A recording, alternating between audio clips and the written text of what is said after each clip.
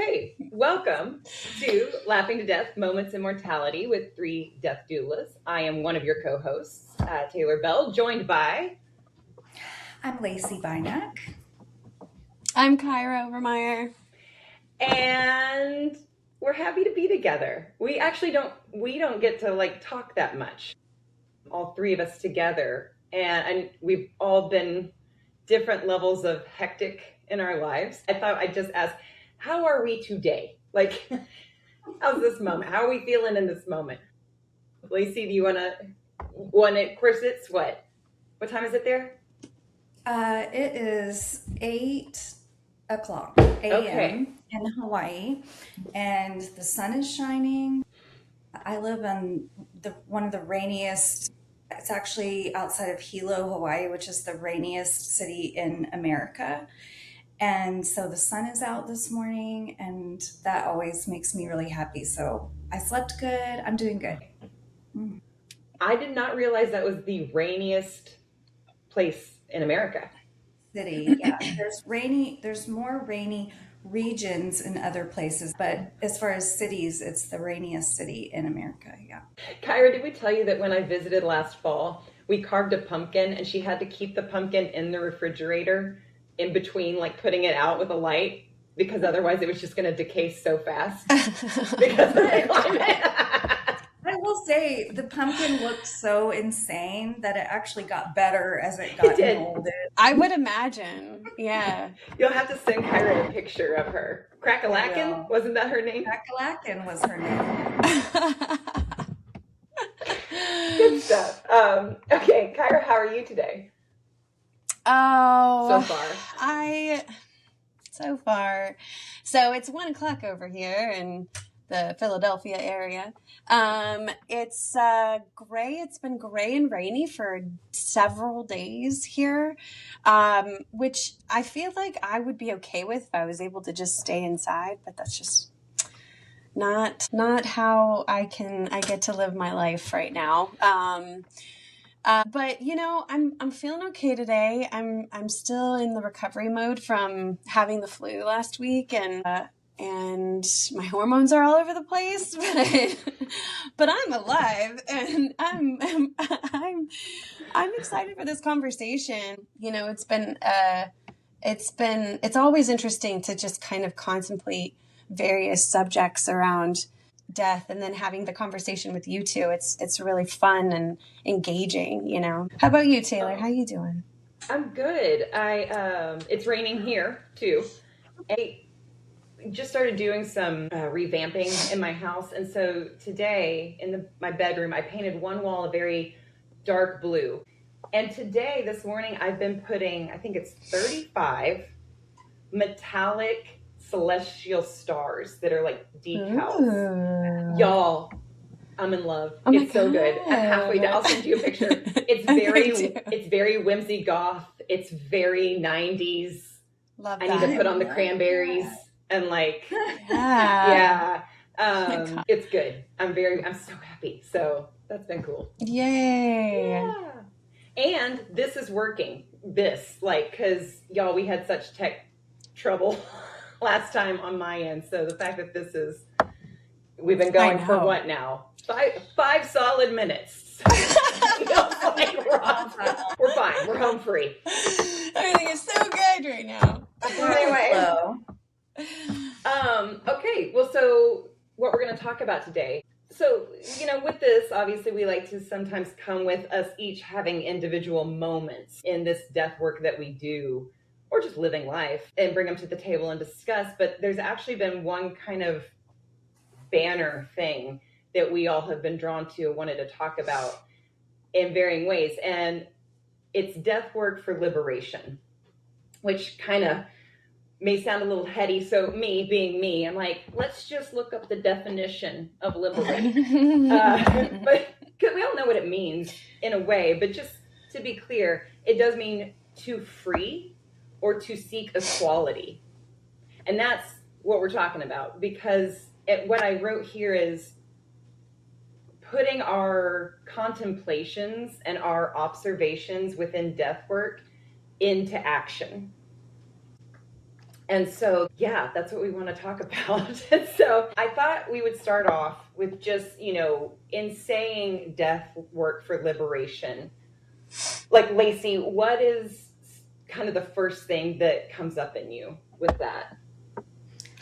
The first thing that comes up is I go two directions sort of simultaneously with that thought.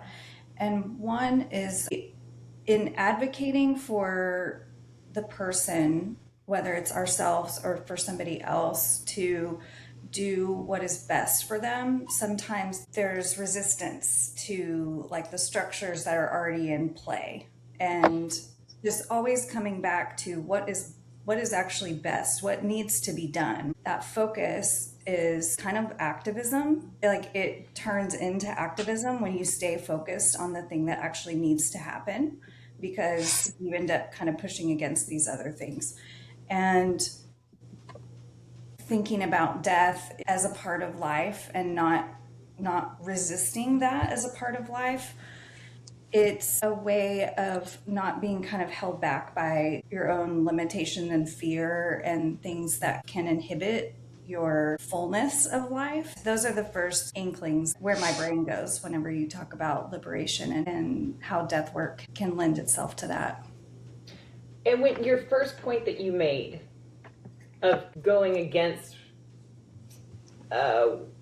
what's already there or set, can you give me an example?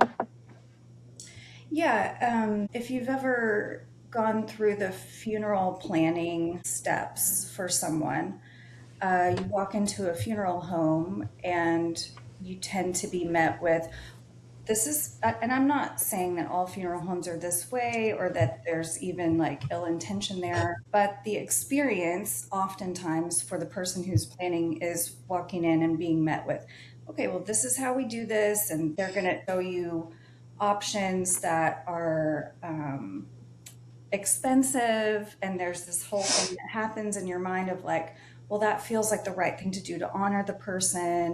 There's a lot of decisions there that you're just kind of led down this path of like, this is how it's done.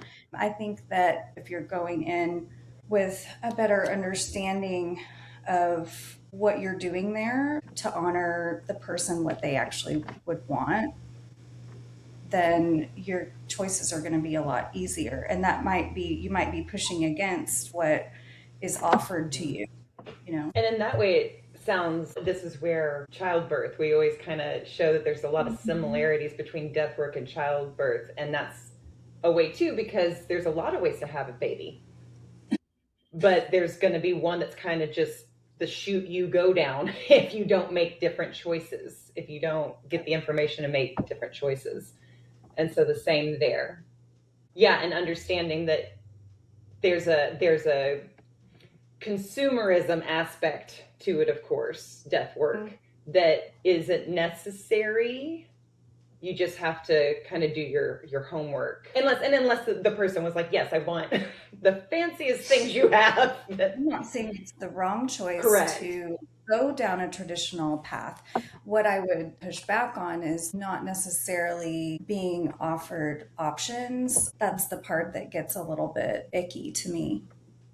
Yeah, when we're like presented with options as if they are our only options, as opposed to the fact that, we've been told that, death care is kind of supposed to look a certain way, right? Or like, these are the steps that you definitively follow at the end of life or when someone has died, because of like laws or, just sort of the standard, when that isn't necessarily true, or there's wiggle room in there that people aren't really familiar with. And so I totally get what you're saying there, Lacy, and I agree with you. It's like there's liberation and resistance within that space of like kind of education and information, right?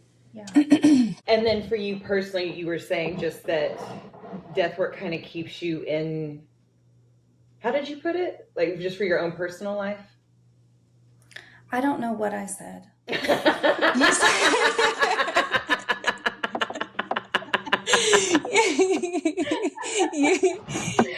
said 10 minutes ago. I have no idea what I said. You were saying that there was a freedom that kind of came from contemplating like your own sort of end of life choices or your own death, a freedom to like kind of live your life more or more fulfilled life. Does that feel right? Is that sounds vaguely familiar?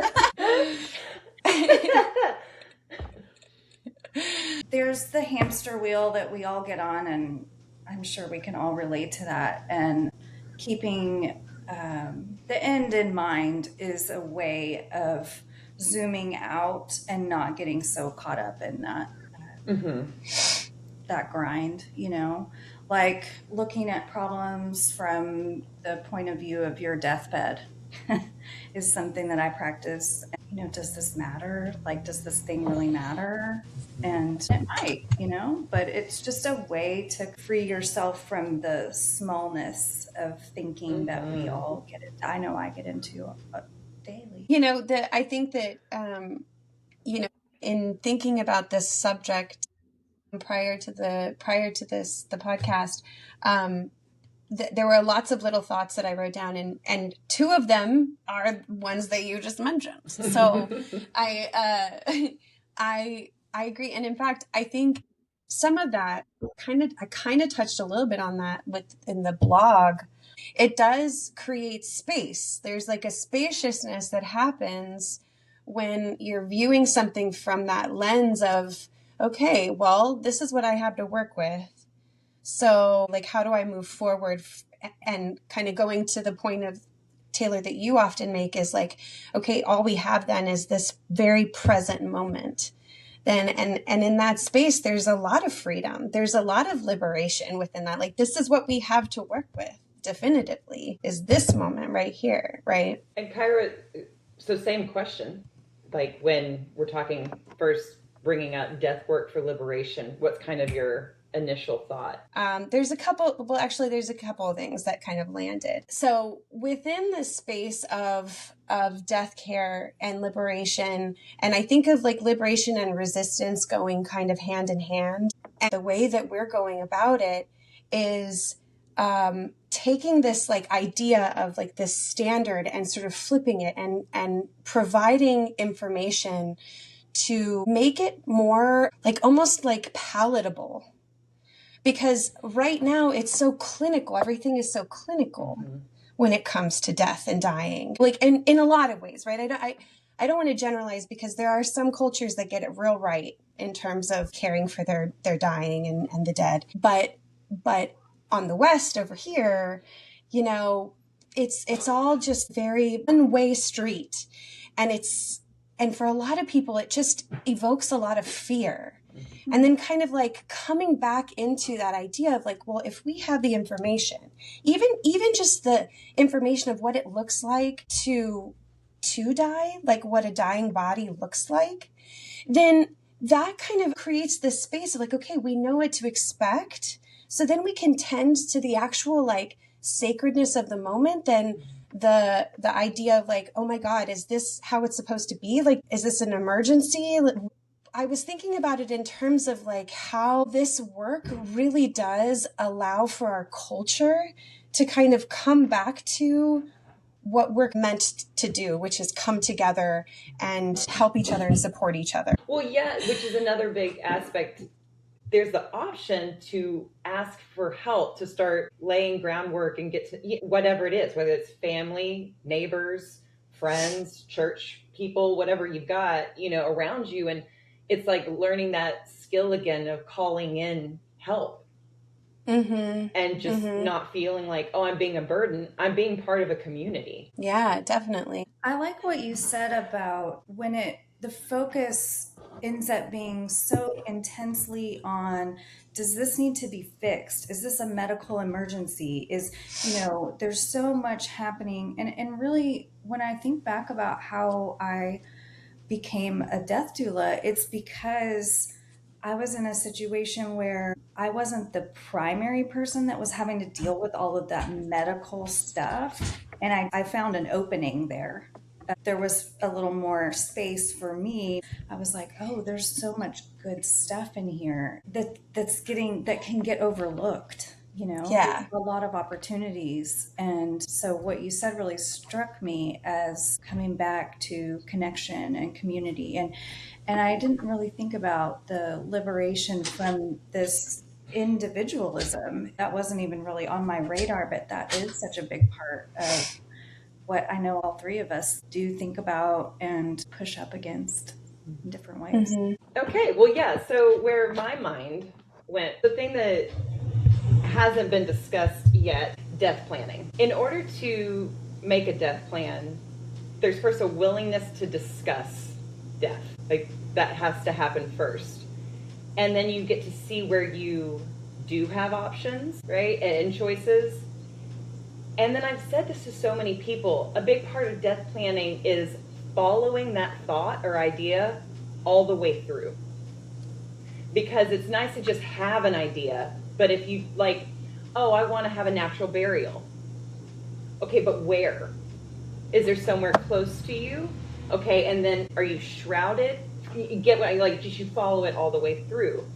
And I feel that that exact thing is true when we look at things in the world where there is a plethora of inequality or injustice, is first our willingness to see it, to not, just stay in our little bubble, but to actually be willing to see where there are these injustices, and then where could I be of use, right? Where are my choices to actually be engaged with doing something about this thing, and then following that all the way through, then actually do them.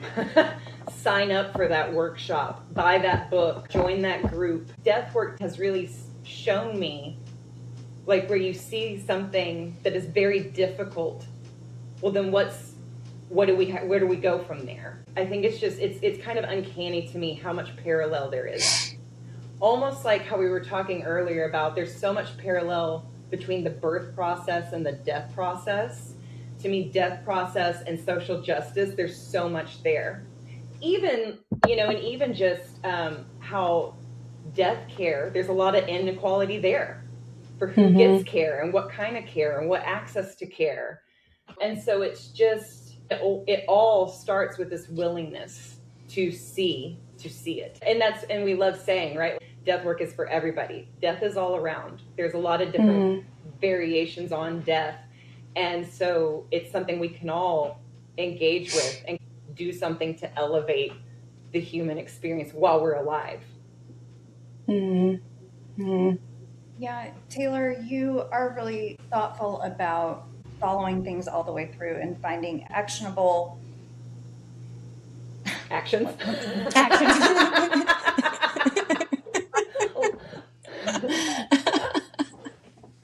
Finding ways to actually make an impact in ways that you're seeing inequality. Can you give an example or two about something that you have seen space to dig into a little bit further? Sure. Well, one thing, ICE, what's going on with ICE, and it's like, I don't, what do you do? What do I do? And that fear, right? The fear just kind of can keep us, or myself, immobilized. And then actually our mutual friend January sent me something about being a court observer for these hearings for people who have been detained by ICE. And you go and you just observe and report back to the American Bar Association. And you're just telling them, like, did they do these things? Did they not do these things? And then what's actually really interesting is that when I started doing the training, Fort Worth, I didn't have access to a portal there. So I got in touch with the American Bar Association, and they were like, oh, yeah, they send everybody to Dallas, but there are still virtual meetings in Fort Worth, and we have no idea what they look like. We would love for you to go. And so it's just stuff like that where, like, I think that's a good example too, because it's hard to make time to go see that loved one, and those conversations may be difficult. And, when somebody's at the end of their life, like, there's a lot of challenge there. Like, these little situations, like what I'm doing with observation, is almost practice for other hard situations, and just learning to like quickly like engage and lean in and shorten that gap between, oh, I don't like this, and being like, that's okay, you don't have to like it, but what choices do you have within that? That was a long-winded answer. Did that answer your question either? I really appreciate it. That's exactly what I was looking for. And I will say, alongside that, there is a lot of space for simplicity, and kind of going back to what Kyra and you, Lacy, talking about like just presence. Like if we do like a deathbed meditation and suddenly like what matters, it's being present. And there's so much opportunity in the present moment when Lacy, all the cats you're spaying and neutering in Hawaii. Right? Like that's single-handedly. Yes. That's doing all the spaying and neutering in Hawaii. This is a cat colony. Truly. So that's a version of it, of like being present enough to be like, this is a pain in my ass and I'm doing it. And I will say, yesterday morning, I woke up, it was pure chaos. I mean, I can't even, there's an aggressive cat in the garage we're trying to trap. There's a kitten that smells like a trash can in my office. There's a cat with a broken leg. Oh my God. I was going through some other stuff and not feeling well, and I reached out to this group of friends that I have here.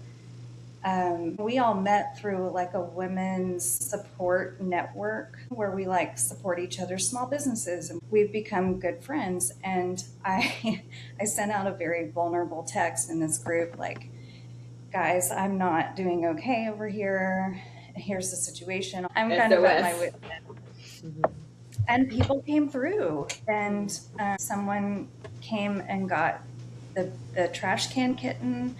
And somebody gave me the number for animal control and helped guide me on this other cat. And anyway, it all got worked out, and I felt really supported. And I texted later that day, once I was feeling a little more settled, I said, I'm not going to do that thing where I'm like, I'm sorry that no, this is what we're here for. And all I have is gratitude for, and being able to ask for that help didn't come from nowhere. It came from concerted effort to be a part of a community and a support system, and knowing then that it wasn't a burden necessarily, just like being at the end of life doesn't have to feel so much like a burden. You know what they say about you make deposits in the bank account, and then when you have to withdraw, it's not so it doesn't feel so bad. It's kind of like that when you're truly in community. You're always sort of giving and taking and carrying, and there's sharing in the good parts too. I love they came through for you too. That makes me happy. With you being all the way in Hawaii, is she getting the support she needs? With all the cats and everything, just everything. Yeah, everything. Okay. So wait. So how many cats you got right now? 10. Down 2 from earlier in the week. Yeah. Oh my gosh. It's a major problem. So there are a lot of people here trying to help. And that's where the book came in. Can I plug this book? Sure. It's a coffee table book. So it's good photography and like little tidbits and stuff, but it's different people on the island that are helping with this animal crisis that we're having, overpopulation. And we got to be a part of that. Yeah, we're like, which cats do we even grab for this? Do we could throw just reach out and do this, and you'll grab some. I mean,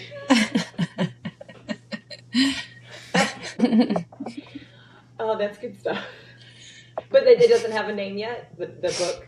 Oh, I'm going to pause for a second. Otherwise, you can't go back later and add something in, as I learned the hard way. Just a weird voiceover that's like the cat coffee table book. That's so funny. How it went. So that's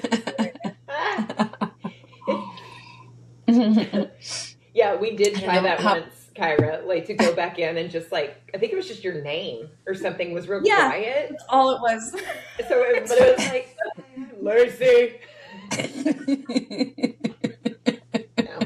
No, we'll just trust those closed captions.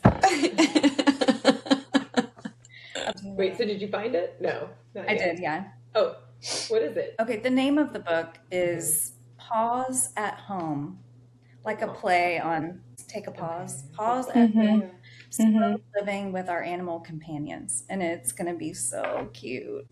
What's his name on that game show where he would say, like, remember, folks, have your pets spayed and neutered. Bob Barker. That's right. Okay, well, yeah, this was good.